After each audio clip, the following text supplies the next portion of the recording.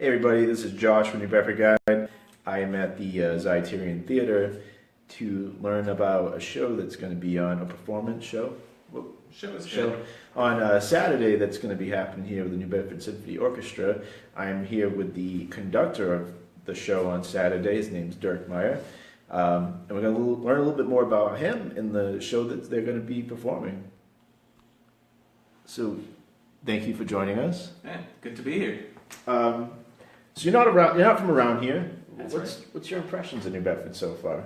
Oh, I really like it. I've always had a soft spot for New England and the Boston area. It's just, I really like this area up here. So, and New Bedford is no different. What's appealing about it to you? I'm sorry? What's the appeal? You know, I'm originally from Germany, so growing up in Europe, this is sort of as close as you can get, I think, in the U.S. to somewhat of a European feel. Really? Especially Boston, of course, is a kind of a European town, I think, and it seems to stretch. Like when I first came to New Bedford about a year ago, I immediately thought I was reminded immediately of northern Germany, like on the water. And you have the smell, you have the fishing boats and so on, and even some of the architecture is really very quite similar to those old German towns on the water. Yeah, so I feel right at home. That's pretty cool. Just out of curiosity, what German town would, if somebody was interested in like kind of looking that up, what German town would you tell them to go like kind of check out? Up there on the water? Yeah. Well, Hamburg, of course, is the big one. But it's more the smaller towns, Lüneburg, for example. It's not right on the water, but that's what it kind of reminds me of. Rostock is right on the water, and it has a similar feel. Awesome.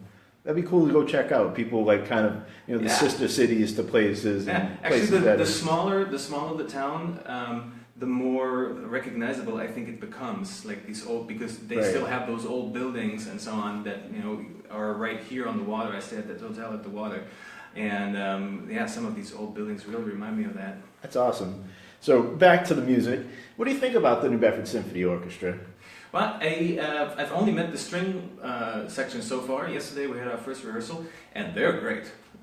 They're fantastic players in there, and we covered a lot of ground yesterday in a short rehearsal, and I'm very much looking forward to meeting the rest of the group tonight. So I'm sure they'll be at the same standard as the strings, and if that's the case, they're really great. Awesome. Have you had a chance to see what New Bedford Symphony Orchestra does with the local schools here? Yes, actually this morning, Terry, education person here at the Symphony, she took me out to one of the schools, and they did their program there with 3 musicians, and she did some talking and the presentation to about 120 kids or so, and that was amazing. And she is fantastic, the program that she put together and the way that she grabs the attention of the kids. I mean, think about it, 120 third graders for an hour, and they were actually listening, and that's it's awesome. really fantastic. That's really cool. What do you think the orchestra should be doing in the community other than performing, obviously, at a place like the Zeiterion Theatre? Yeah, well, I think the more an orchestra can reach out into the community and really become a part of it, the better it is, not only for the orchestra, but for the entire community, really. Because ultimately, your mission will be to serve your community in every way you can. And so I've always tried to, wherever I go to work, I have always tried to make that happen. And to make it happen by collaboration, to make it happen by reaching out to different arts organizations, different nonprofits, but also maybe organizations that have nothing to do with art. But if you can come up with a creative way to work together and involve more people in the community, the better it is for the orchestra and for the community. So not just music making, even though that's of course the core of what we do. Yeah. Right. Just out of curiosity, do you think that helps bring people into the realm of orchestra music, where obviously it's not mainstream? It's not something like you're going to go down the street and talk to 10 people, maybe 1 or 2 people have ever heard orchestra music. Right, that's true. And there are different numbers out there, but some people say it's maybe 5% of the population is interested in classical music. I like to think it's a little bit more, but even if it's 5%, that's still 5%. Right. And so yeah, I mean, I do believe that this kind of outreach, whatever it is, helps expose people to what you do. Because even if you don't go out and play music, you're still present, you still represent your organization, you're guaranteed to meet people who probably don't even know that they have a professional symphony orchestra in New Bedford or wherever you go. Right. And so yes, absolutely, you know, it's that kind of visibility that you bring by being involved in the community. That's awesome.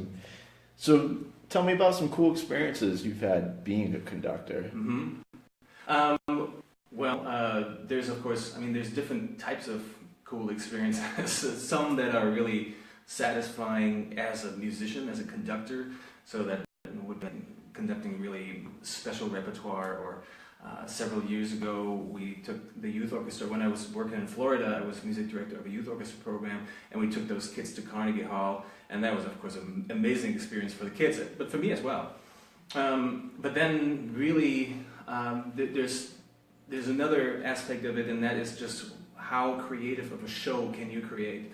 And maybe the one that I thought was most interesting and that I'm probably most proud of what happened there was when we teamed up with a photography agency, and it's a fashion photography agency, and we projected huge images of the latest fashion from those 4 big fashion shows in New York, Milan, London, and Paris.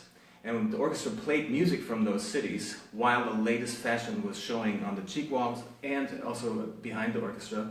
And then both halves of the program ended with a live runway show. And we built a runway that came through the orchestra, so models came in, did their turn right behind me, and then went off the other, just a V that went through the orchestra.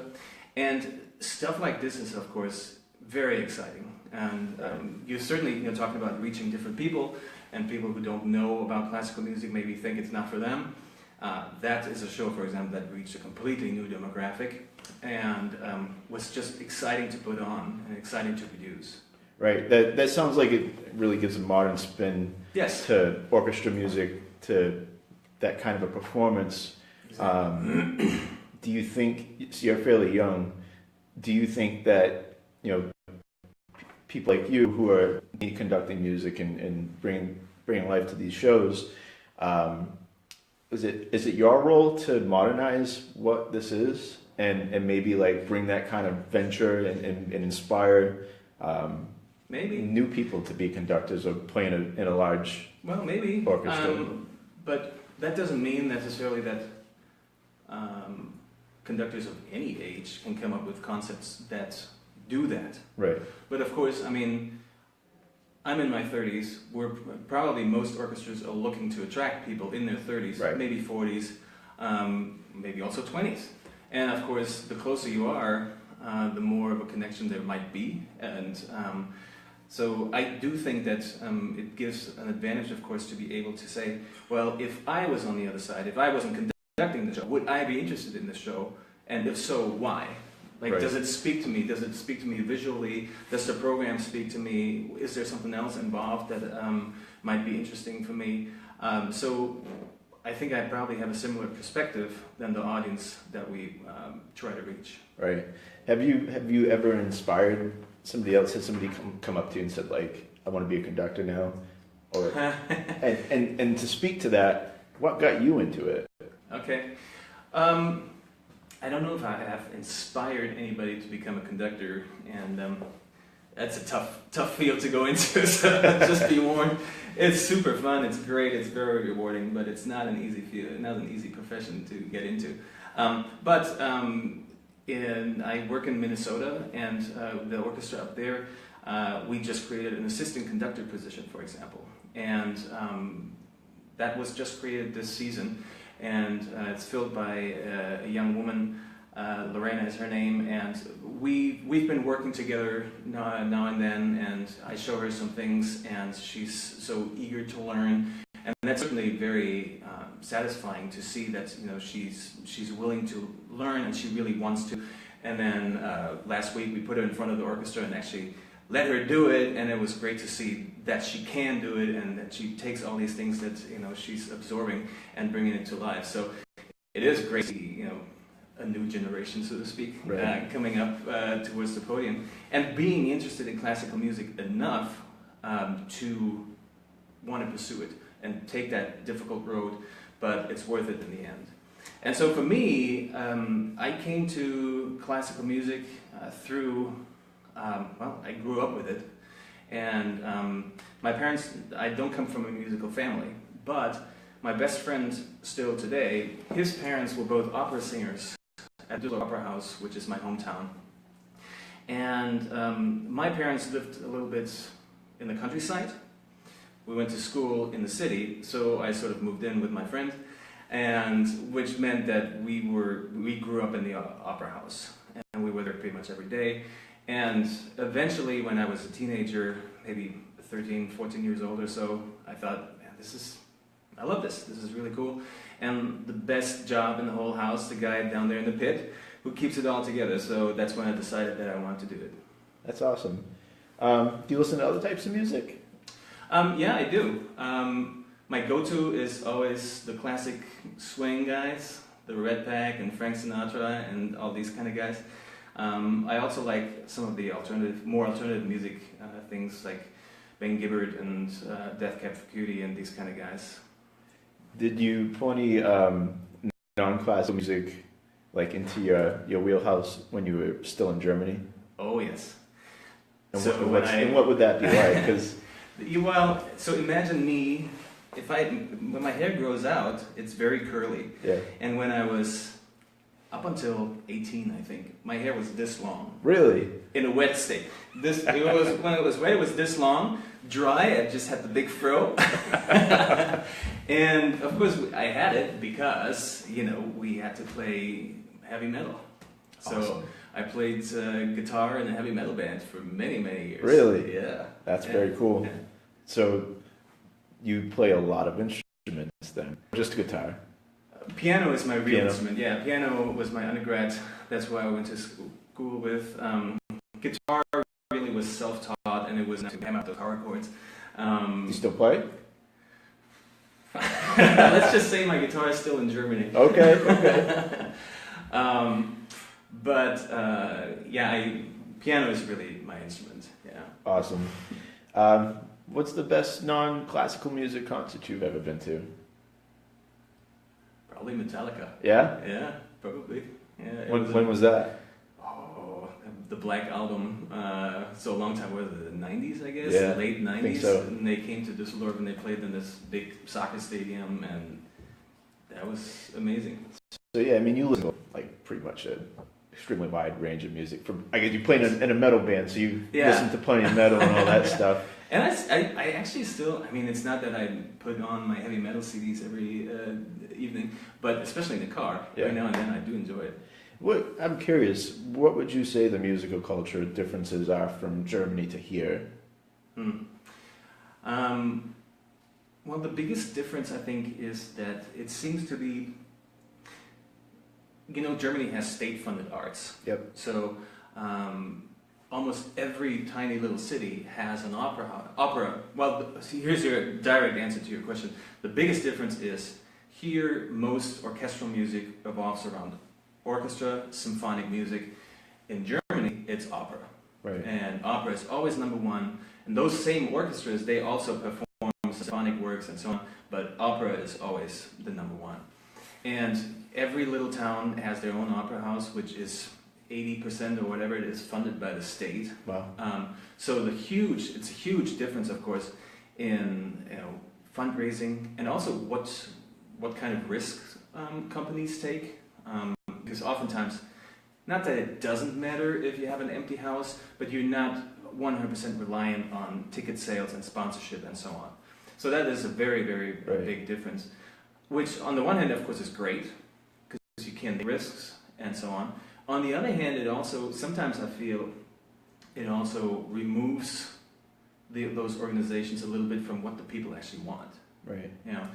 And so here we're kind of forced to listen to our audience a little bit more and actually play towards what they like and what are their needs. So I think that's the advantage of the American system. We kind of have a little bit of a closer ear to our audience and the communities that we serve. Awesome.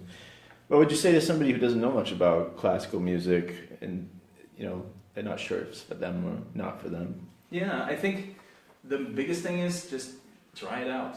Because most people who tell me that, then the next question is, so when was the last time you saw an orchestra show? Well, fifth grade or something like this, went to a young person's concert, and I'm like, now that you're not in fifth grade anymore, maybe you need to try it out. Right. And there's certainly differences in what type of music is performed, and there's some repertoire that's really a little heavier and maybe takes a little bit of, not knowledge to appreciate it, but maybe a listen or two. And that is all, but that doesn't matter what the repertoire is. It's always a great idea to give it a listen before you come. Or if you don't have the time to listen to a whole thing, at least maybe go on Wikipedia. Almost all the pieces that are performed by symphony orchestras have a Wikipedia entrance. And those 5 sentences that will tell you why was this written, who was it written for, why did this guy or gal write this thing, what's behind it. If you know just a little bit about the piece, your enjoyment will be much greater when you hear it. Right. And I think from my personal experience is that you can listen to it on, your stereo at home, and it's pretty powerful, but the rumble you feel from the actual instruments when you're inside of a venue, which you wouldn't imagine you would actually feel, but you can actually feel the instruments. Mm-hmm. They give out like a strong kind of sensation that you can't get from you playing something that's recorded. Absolutely, and it doesn't matter how great your stereo system at home is, you cannot recreate having 80, 85 musicians on stage really playing, and you feel the vibration in the seats and so on. And also, of course, we're all on the phones all day long, and sort of like this all day long. Well, now you're in a situation where you're surrounded by hundreds of people who, at the same time as you, have the same experience as you. I mean, how often does that happen in our world? So I think that's a really wonderful aspect about music concerts in general, but classical and orchestral music in particular, because it's such deep music. It has so much to say. Right. So tell me about the show this coming Saturday. Mm-hmm. What's it about, and why should people come to it? Yeah. The concert this Saturday is called Strings Attached, and everything needs a name, but there's actually a concept behind it, which is all 3 pieces that we perform have something to do with strings. The first one is a piece by a living composer, Miguel del Aguila. He is from Uruguay originally, now he's a US citizen, and it's a piece about revolutions in South America. And it starts very soft and very idyllic, but then it quickly becomes quite violent, and actually really quite chaotic towards the end. Very, very expressive piece, and it's called The Giant Guitar, because for him, the guitar is sort of the instrument of South America. He even thinks that South America looks like a guitar turned around, if you want. And so it's called The Giant Guitar, obviously strings on the guitar. The piano concerto that's next is the 3rd piano concerto by Beethoven. Piano is a stringed instrument. That is a fantastic piece of music. And now here's a guy, if you don't know much about Beethoven, even if you pick the smallest blurb you can find when you Google Beethoven, if it's just this much, read it. Fascinating guy, turned completely deaf, obviously, throughout his life, and many of his works were written while he was completely deaf, and had a really hard life throughout, and turned out to be this amazing pianist. And this piece is just fantastic. And I think that speaks too to like being able to feel the music. Absolutely. He lost the use of his ears, and he still could compose and make beautiful music. And so much of Beethoven's music can be described as a struggle and as a fight. And in the piano concerto, especially, it's a fight between the soloist and the orchestra. It's not the soloist is doing all this crazy virtuoso stuff, and the orchestra plays a couple of chords in the background. Far from it, they're duking it out. Yeah, they're battling it. Absolutely. And so if you know a little bit about Beethoven, you know where it comes from. You know why so much of this music is like this. And in the second half of Saturday's performance, we're doing Rachmaninoff's Symphony No. 2. And the string connection is that this is a symphony that lives from those huge, lush, beautiful melodies that are played by the full string section. And Rachmaninoff, another one of those guys, fascinating to read a little bit about. His first symphony was a disaster. People hated it, and he was a very sensitive guy. And after that rejection from his first symphony, he fell into really deep depression and alcoholism.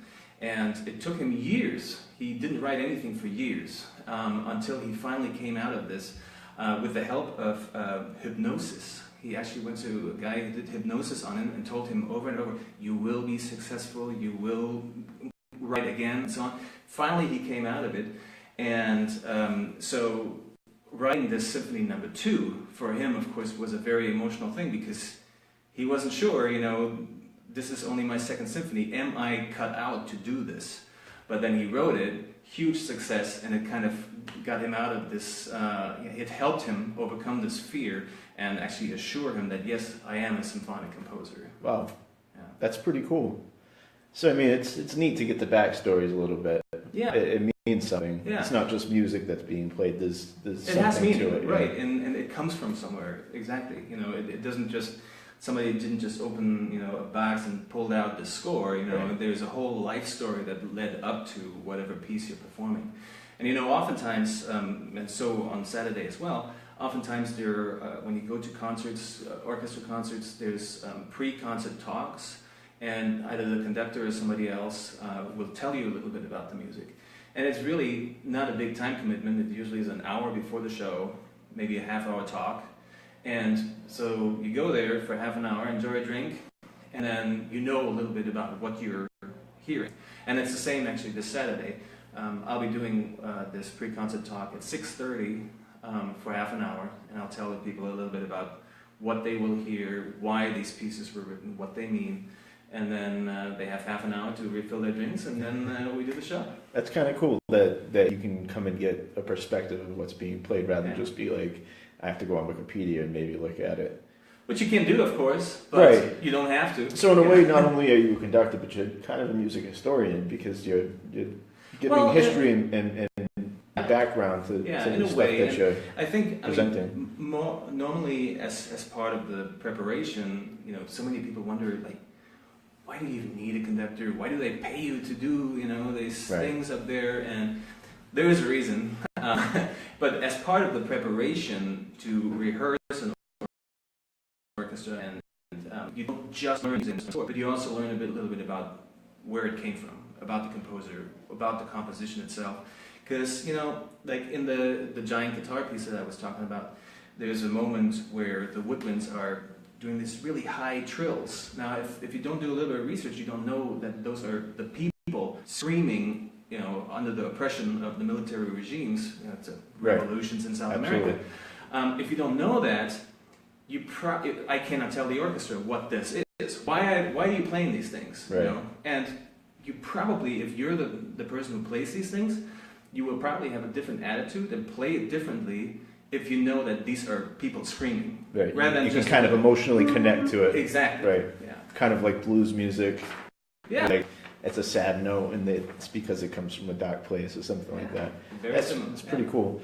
So it's this Saturday. Can you give us a rundown of the time and then where we can get tickets to come? Yeah, it's at the Zeiterion Center on Saturday, the 18th of February, this Saturday. And like I said, at 6:30 I'll be giving that pre-concert talk, but the show proper starts at 7:30. And you can get tickets at the box office or at the Symphony website, nbsymphony.org. Awesome. How long does the show run for? Probably 2 hours, including the intermission. Cool. Yeah, so somewhere around there. Good date night. Go get a dinner and then come enjoy some great music, get some drinks. If you forgot that Valentine's Day present, right. Here's your sneak it in. I didn't forget it. Yeah. Really? I didn't forget it. I had those symphony tickets all along. Awesome. Cool. Thanks for your time. It was very interesting, and I hope people get inspired to come check it out. Yeah, I hope so too. Yeah, awesome. It'll be a really fun performance, I'm sure. Great. Thanks. Thanks.